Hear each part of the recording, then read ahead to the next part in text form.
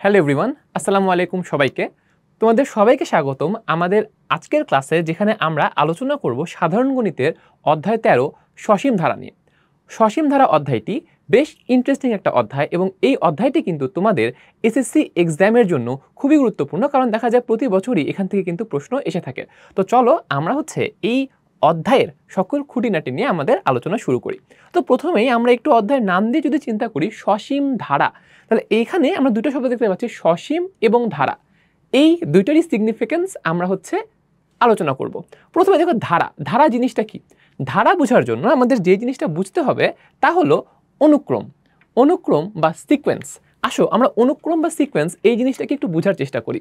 অনুক্রম বা সিকোয়েন্স হলো যদি কোনো সংখ্যাগুলো এমনভাবে থাকে যেন একটা পদের সাথে পরবর্তী পদের যে সম্পর্ক সেটা জানা যায়, তবে আমরা তাকে অনুক্রম বলি।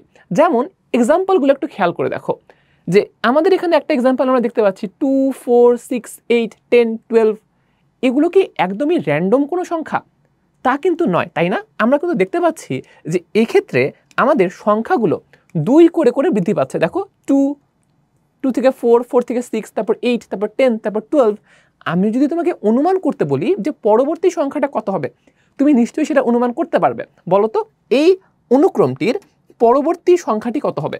দেখো 2, 4, 6, 8, 10, 12, 2 করে বৃদ্ধি পাচ্ছে। তাহলে পরবর্তী সংখ্যাটি হবে আমাদের জন্য 14। তার পরবর্তী সংখ্যা কি হবে? 16। তাহলে এটাই কিন্তু আমাদের এই অনুক্রমটার একটা পদের সাথে আরেকটা পদের মধ্যবর্তী সম্পর্ক। আচ্ছা, আমরা যদি পরের অনুক্রমটির কথা চিন্তা করি, তাহলে এটাও কি সেক্ষেত্রে আমরা বলতে পারবো? দেখি তো, 1 পরেরটা 5, তারপরটা 9, 13, 17, 21। তুমি কি বলতে পারবে যে এর পরবর্তী সংখ্যাটি কত হবে?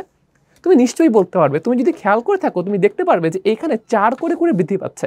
1 থেকে 5 হয়েছে, তারপর 9 হয়েছে, প্রতিবার 4 করে বৃদ্ধি পেয়েছে। তাহলে 17, 21, 4 করে বৃদ্ধি পাইছে।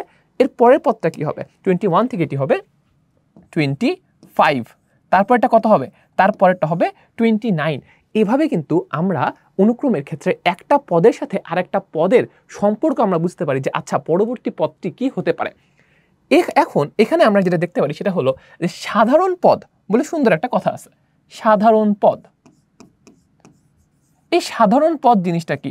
সাধারণ পদ হলো যে যেহেতু অনুক্রমগুলোর পদ একটির সাথে আরেকটি সম্পর্কিত, আমরা কোনো একটা সাধারণ একটা টার্ম দিয়ে পুরো অনুক্রমটাকে কি ডিফাইন করতে পারি কিনা। যেখানে এখানে অনুক্রম মানে অনেকগুলো সংখ্যা লিখলাম, আমি অনেকগুলো সংখ্যা না লিখে একটা গাণিতিক টার্ম দিয়ে আমরা পুরো অনুক্রমটাকে কি বোঝাতে পারি কিনা। দেখো তো বোঝানো পসিবল কিনা। প্রথম অনুক্রমকে 2, 4, 6, 8, 10, এগুলো কি জোড় সংখ্যা না? এগুলো কিন্তু জোড় সংখ্যা। তাহলে আমি কিন্তু এই অনুক্রমটাকে একটা জেনারেল টার্ম দিয়ে প্রকাশ করতে পারি। সেই টার্মটা কি হবে দেখি? সেই টার্মটা হবে আমাদের 2n। আমরা জোড় সংখ্যাকে নরমালি 2n দিয়ে প্রকাশ করে থাকি। এটাই হচ্ছে আমাদের সাধারণ পদ। কিভাবে বুঝবো? খেয়াল করে দেখো, n এর জায়গায় 1 বসাও। দেখো তো প্রথম পদটা পাচ্ছি কিনা। দেখো প্রথম পদটা কিন্তু আমরা পেয়ে যাচ্ছি। প্রথম পদটা হচ্ছে 2, n এর জায়গায় 1 বসালে পাই। n এর জায়গায় 2 বসালে পাই 4, n এর জায়গায় 3 বসালে পাই 6, n এর জায়গায় 4 বসালে পাই 8, n এর জায়গায় 5 বসালে পাই 10। মানে এক্স্যাক্টলি কিন্তু পুরো জিনিসটা মিলে যাচ্ছে। তাহলে আমরা কিন্তু পুরো অনুক্রমটাকে 2n দিয়েই প্রকাশ করতে পারি। এজন্য 2n কে বলা হয় এই অনুক্রমটির সাধারণ পদ। আশা করি এই জিনিসটা তোমরা বুঝতে পারছো। যদি বুঝে থাকো তাহলে নিশ্চয়ই পরেরগুলো আমরা করতে পারবো। আচ্ছা খেয়াল করে দেখি তো পরের অনুক্রমটি সাধারণ পদ কি হতে পারে। আমরা দেখতে পাচ্ছিলাম যে এই অনুক্রমের ক্ষেত্রে প্রতিটার পদ 4 করে করে বৃদ্ধি পাচ্ছে। যেহেতু 4 করে বৃদ্ধি পাচ্ছে, তাহলে এখানে কিন্তু আর 2n হবে না, এখানে কত হবে? এখানে হবে 4n, তাই না? এখানে হবে 4n। কিন্তু একটা ঝামেলা আছে। কি ঝামেলা? n এর ভ্যালু যদি 1 বসাই, দেখো তো n এর ভ্যালু 1 বসাইলে আমরা পাই 4, n এর ভ্যালু 2 বসালে আমরা পাই 8, n এর ভ্যালু 3 বসালে আমরা পাই 12, 4 বসালে পাই 16। কিন্তু দেখো সাধারণ আমাদের যে অনুক্রমটা ছিল, এই অনুক্রমের সাথে কি ম্যাচ করে? ম্যাচ করে না। কিন্তু খেয়াল করলে দেখবা 4, 8, 10, 12, 16 এগুলো থেকে 3 করে কম আছে। 4 থেকে 1 3 কম, 8 থেকে 5 3 কম, 12 থেকে 9 3 কম। তাহলে আমার কিন্তু 3 করে কমে যাচ্ছে। এজন্য আমাকে যে কাজটা করতে হবে, এখানে একটা -3 দিতে হবে। এখন দেখো সাধারণ পদটা খুব সুন্দর করে মিলে গেছে। তুমি n এর ভ্যালু 1 বসাও, তুমি 4 - 3 1 পাবা। n এর ভ্যালু 2 বসাও, 8 - 3 5 পাবা। n এর ভ্যালু 3 বসাও, তুমি কিন্তু 9 পেয়ে যাবা। এটাই কিন্তু আমাদের দ্বিতীয় অনুক্রমটির সাধারণ পদ। চলে আসি পরবর্তী অনুক্রমে। দেখো 1, 4, 9, 16, 25। আচ্ছা এইখানে তুমি যদি ডিফারেন্সগুলো খেয়াল করো পদগুলোর মধ্যবর্তী 3, 5, 7, আহা সেম নাই, কিন্তু আগেরবার কিন্তু সেম ছিল, 2 ছিল 4 ছিল, এবার কিন্তু আর সেম নাই। তাহলে এবার কি আর এটা অনুক্রম নেই? অনুক্রম কিন্তু আছে, কারণ এখনও পদগুলোর মধ্যবর্তী একটা সম্পর্ক আছে। কি সম্পর্ক? তোমরা নিশ্চয়ই বুঝতে পারছো, প্রতিটাই হচ্ছে বর্গ সংখ্যা। এখানে 1, 4, 9, 16 প্রতিটাই বর্গ সংখ্যা। তাহলে আমি কিন্তু দেখো বুঝতে পারছি যে পরবর্তী সংখ্যাটা কি হইতে পারে। এটা হচ্ছে 5 এর স্কোয়ার, এটা হচ্ছে 6 এর স্কোয়ার, পরেরটা হবে 7 এর স্কোয়ার মানে কত 49, এরপর এটা হবে 8 এর স্কোয়ার মানে কত 64। এভাবেই কিন্তু আমাদের এই অনুক্রমটি চলতে থাকতে পারে। তাহলে দেখো এটা সাধারণ পদ কি হবে? এটা সাধারণ পদ হবে হচ্ছে n স্কোয়ার। n এর ভ্যালু 1 হইলে 1, 2 হইলে 4, 3 হইলে 9, এইভাবে। পরেরটাতে চলে যায়, আসো। এক্ষেত্রে কি হচ্ছে 1, 3, 9, 27, 81। আচ্ছা এক্ষেত্রে কি হচ্ছে তুমি যদি একটু খেয়াল করে দেখো, তুমি দেখতে পারবা 3 করে করে করে গুণ হচ্ছে। দেখো 1 থেকে 3 গুণ হইলে 3, 3 থেকে 3 মাল্টিপ্লাই হলে 9, আবার 3 মাল্টিপ্লাই করলে 27, আবার 81, মানে প্রতিটা টার্মে 3 করে মাল্টিপ্লাই হচ্ছে। আচ্ছা যখন মাল্টিপ্লাই হইতে থাকে বারবার, তখন যেন আমরা কি ইউজ করি? আমরা ইউজ করি হচ্ছে পাওয়ার টার্মটা। তাহলে এইখানে আমরা বুঝতে পারছি যে এইখানে সাধারণ পদ এই জিনিসটা হবে হচ্ছে কত 3 to the power of n, কারণ প্রতিবার 3 করে করে মাল্টিপ্লাই হচ্ছে। আচ্ছা আমরা একটু গেস করার ট্রাই করি, পরবর্তী টার্ম কত হবে?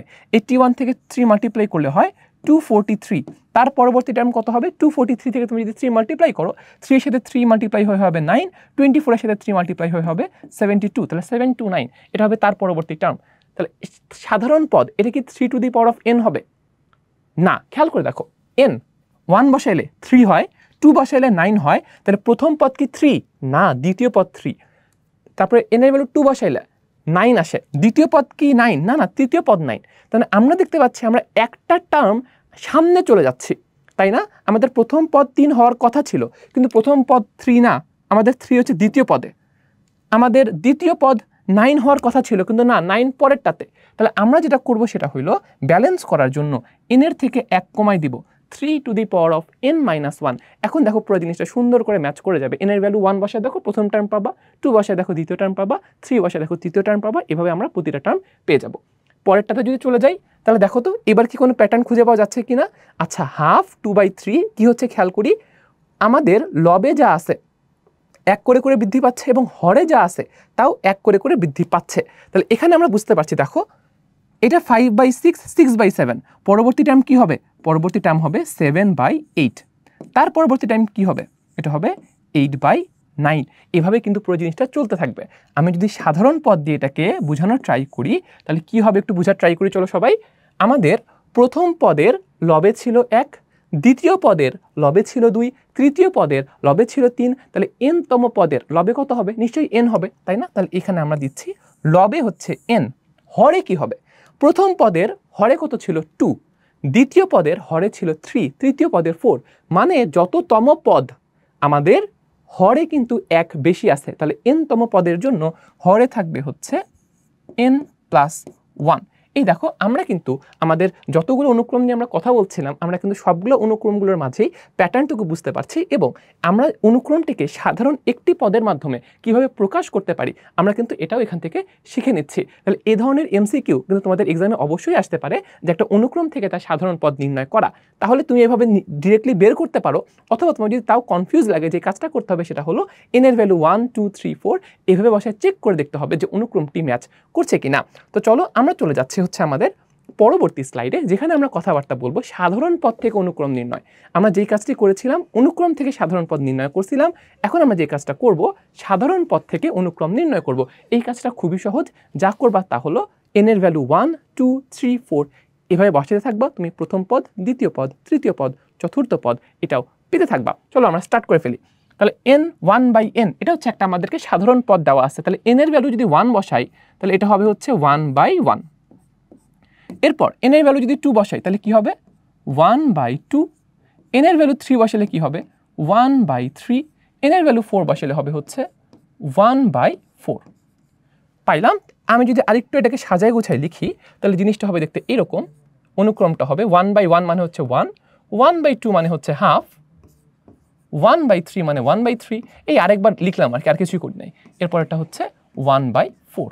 ওকে, খুব ভালো কথা। পরেরটা যদি খেয়াল করি, আবার আমরা সেম কাজটা করব। সেম কাজটা কি, n এর ভ্যালু 1 বসাও, 1 বসালে হবে 1 - 1, নিচে হবে 1 + 1। পরবর্তীতে এবার n এর ভ্যালু 2 বসাবো দ্বিতীয় পদের জন্য, তাহলে 2 - 1 এটা হবে হচ্ছে 2 + 1। তৃতীয় ক্ষেত্রে কি হবে? তৃতীয় ক্ষেত্রে হবে 3 - 1, এরপরটা হবে হচ্ছে 3 + 1। চতুর্থ ক্ষেত্রে 4 - 1, এটা হচ্ছে আমাদের 4 + 1। এবার আমরা কি করব? একটু সাজা গুছিয়ে জিনিসটাকে হিসাব করে লিখি। হিসাব করে লিখলে কি দাঁড়াচ্ছে দেখি। 1 - 1 মানে 0, 1 + 1 মানে 2, মানে 0/2 which is 0 লিখে ফেললাম। এর পরবর্তীতে 2 - 1, 1 থাকে, নিচে হচ্ছে 2 + 1 মানে 3, মানে এটা হচ্ছে 1/3, 1/3। এর পরবর্তীটা আমি চিন্তা করি 3 - 1 মানে 2, 2/4, তাহলে এটাকে আমি লিখলাম 2/4। তুমি চাইলে হাফও লিখতে পারো, আমি 2/4ই রাখছি। এরপরে কি আছে? 3/5, তাহলে এটা কিন্তু হচ্ছে আমাদের 3/5। আচ্ছা, আমরা যেহেতু জানি না যে অনুক্রমটির শেষ কোথায়, আমরা একটা কাজ করতে পারি, ডট ডট ডট দিয়ে আমরা এখানে রিপ্রেজেন্ট করতে পারি। আচ্ছা, তার মানে এটা আমরা শেষ আমরা জানি না, এটা চলতে আসে আর কি। ওকে, তাহলে আমরা কিন্তু জিনিসটা এখান থেকে সুন্দর করে বুঝতে পারলাম। এই ক্ষেত্রে যেটা হয়েছে যে হর এবং লব এদের মধ্যে ডিফারেন্স হচ্ছে 2 করে। লব হচ্ছে সবসময় হরের থেকে, সরি, হর হচ্ছে সবসময় লবের থেকে 2 করে বেশি। ওকে, এর পরের টার্মে চলে যাই 1/m²। তাহলে একইভাবে আমরা হচ্ছে ভ্যালু বসাতে থাকবো। তাহলে এটা কি দাঁড়াবে? দাঁড়াবে হচ্ছে 1² মানে হচ্ছে 1, তারপর হচ্ছে 1/2², এরপরটা থাকবে 1/3², পরেরটা যাবে 1/4²। এইটাকে যদি আমরা আরেকটু গুছাই লিখি তাহলে কি দাঁড়াবে? 1, এরপর থাকবে হচ্ছে 1/4, 1/9, 1/16। এইভাবে পুরো জিনিসটা আমাদের চলতে থাকবে। এবং একদম শেষে আমরা দেখতে পাচ্ছি n ফ্যাক্টোরিয়াল হচ্ছে আমাদের সাধারণ পদ। ফ্যাক্টোরিয়ালকে আমরা সবাই চিনি। আচ্ছা, ফ্যাক্টোরিয়াল নিয়ে একটু কথাবার্তা বলে নেই, ফ্যাক্টোরিয়াল একটু আমরা চিনে ফেলি। আচ্ছা, ফ্যাক্টোরিয়াল মানে কি? ফ্যাক্টোরিয়াল মানে হচ্ছে দেখো 4 ফ্যাক্টোরিয়াল। 4 ফ্যাক্টোরিয়াল মানে হচ্ছে 4 থেকে 1 পর্যন্ত মাল্টিপ্লাই, তাহলে 4 × 3 × 2 × 1, এটা মানে হচ্ছে 4 ফ্যাক্টোরিয়াল। ঠিক আছে? আচ্ছা, 3 ফ্যাক্টোরিয়াল মানে হচ্ছে একইভাবে 3 থেকে 1 পর্যন্ত মাল্টিপ্লাই। তাহলে আমরা ফ্যাক্টোরিয়ালটার মানে যারা জানি না নিশ্চয়ই বুঝতে পারছি। ফ্যাক্টোরিয়াল মানে হচ্ছে ওই সংখ্যা থেকে 1 পর্যন্ত সকল পূর্ণ সংখ্যার গুণফল। 100 ফ্যাক্টোরিয়াল মানে 100 থেকে 100, 99, 98 এভাবে 1 পর্যন্ত হচ্ছে আমরা গুণ করে নিয়ে আসবো, এটাই হচ্ছে ফ্যাক্টোরিয়ালের মানে। তাহলে n ফ্যাক্টোরিয়াল যদি আমাদেরকে বের করতে বলে তাহলে আমরা কি করব? সুন্দর করে আমরা হিসাব করব। প্রথমটা হচ্ছে n = 1 বসাবো, তার মানে 1 ফ্যাক্টোরিয়াল, তারপর হচ্ছে 2 ফ্যাক্টোরিয়াল, 3 ফ্যাক্টোরিয়াল, 4 ফ্যাক্টোরিয়াল, এইভাবে। আচ্ছা, এভাবে যেতে থাকলো। আমি যদি একটু সুন্দর করে ভ্যালুগুলো বসাই তাহলে কি দাঁড়াচ্ছে? 1 ফ্যাক্টোরিয়ালের ভ্যালু হচ্ছে 1, 2 ফ্যাক্টোরিয়াল ভ্যালু কত? 2 × 1, 2 × 1 কত? 2 × 1 মানে হচ্ছে 2। 3 ফ্যাক্টোরিয়াল মানে 3 × 2 × 1, এটা কত হয়? 3 × 2 × 1, এটা হয় হচ্ছে 6, গুণ করলে দেখতে পাবে এটা হয় 6। এরপর 4 ফ্যাক্টোরিয়াল, এটার ভ্যালু কত? 4 × 3 × 2 × 1, এটা কত হয়? এটা হয় 6 × 4 মানে 24। এইভাবে কিন্তু এটা চলতে থাকবে। এই হচ্ছে আমাদের মোটামুটি সাধারণ পদ থেকে অনুক্রম নির্ণয় করার কৌশল। ওকে, আশা করি আমরা এই সকল জিনিস বুঝতে পারছি। আমাদের অনুক্রমের আলোচনা এই পর্যন্তই। আমরা এখন এরপর থেকে দেখব ধারা সংক্রান্ত আলোচনা।